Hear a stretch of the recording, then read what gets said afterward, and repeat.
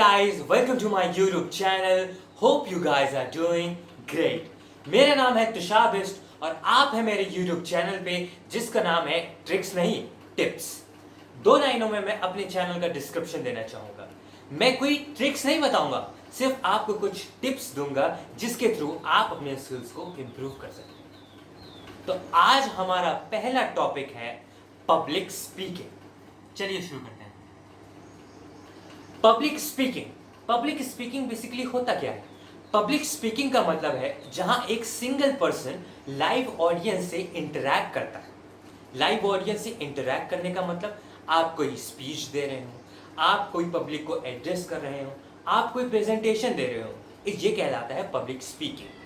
Most of लोगों की यही प्रॉब्लम होती है कि उनके अंदर इतना कॉन्फिडेंस नहीं होता है कि वो पब्लिक स्पीकिंग कर सकें या लाइव ऑडियंस को एड्रेस कर सकें। तो मैं आपको कुछ टिप्स दूंगा जिसके थ्रू आप अपनी पब्लिक स्पीकिंग स्किल्स को इम्प्रूव कर सकते हैं। सबसे पहला इंपॉर्टेंट पॉइंट आता है पब्लिक स्पीकिंग में जो आपके पास होना चाहिए, वो है कॉन्फिडेंस। कॉन्फिडेंस मेरे हिसाब से, according to me, confidence is a sum total of all the points which I will be telling you in this. So, confidence एक ऐसा point है जो सारे जो points मैं अभी आपको बताने वाला हूँ उसमें सबसे important होता है और सब points में ज़रूरी होता है।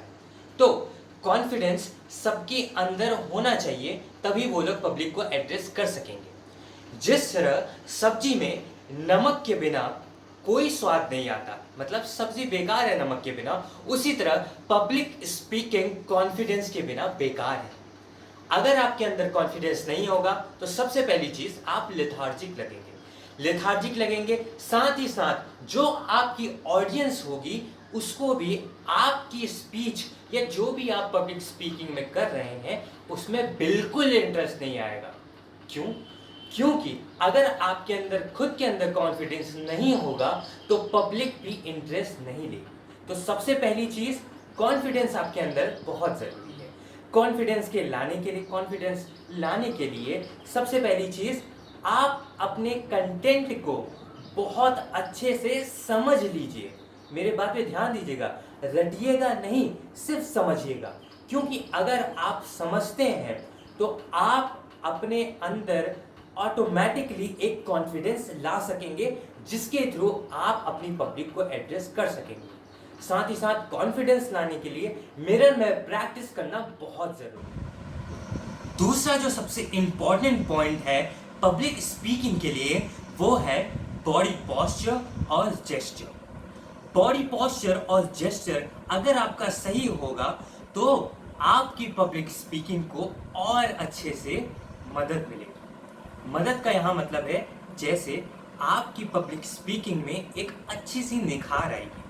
अगर आपका बॉडी पोस्चर और जेस्चर एकदम परफेक्ट है, मतलब ना ही लूज ना ही एकदम स्टिफ, तो पब्लिक जो होगी या ऑडियंस जो होगी वो आपको और अच्छी तरह से देख पाएगी। मतलब आप जो बोल रहे हैं उसके साथ आपके मूवमेंट्स को कनेक्ट कर पाएगी। साथ ही साथ आपका हैंड्स का यूज पब्लिक स्पीकिंग में बहुत इंपॉर्टेंट है। अगर किसी चीज पे फोकस करना है तो इस सिंबल के साथ या इस तरह फोकस कर सकते हैं।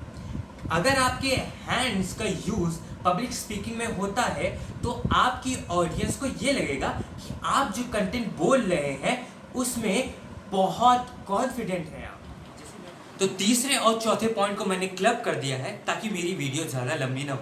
तो तीसरा और चौथा पॉइंट है एनालाइजिंग ऑफ ऑडियंस और साथ ही साथ एनालाइजिंग ऑफ द कंटेंट। सबसे पहले आता है एनालाइजिंग ऑफ द ऑडियंस। तो आपको अपनी ऑडियंस को अच्छे से एनालाइज करना होगा।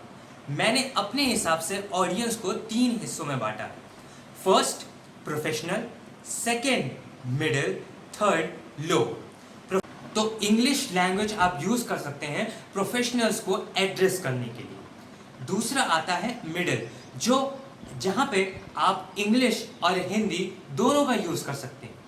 तीसरा आता है लोअर, जहां पे मैं प्रेफर करता हूं कि हिंदी का ही यूज करें। बेसिकली मैं आपको ये बताना चाहता हूं कि आप ऑडियंस को देख के ही अपनी लैंग्वेज पब्लिक स्पीकिंग के लिए चूज करें।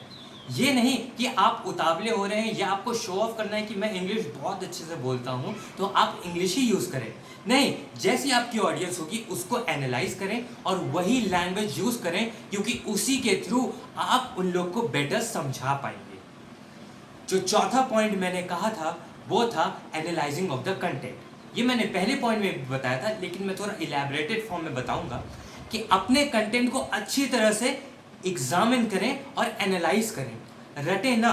क्योंकि अगर आप रटेंगे और अगर आप बीच में भूल गए तो आप उस कंटेंट को कवर नहीं कर पाएंगे और वहां पे आपकी बेइज्जती शुरू। इसलिए first of all analyse your content, do not memorise it, try to understand that content. So अगर आप भूल भी जाएं तो आप उस कंटेंट को अपनी लैंग्वेज में समझा सकें।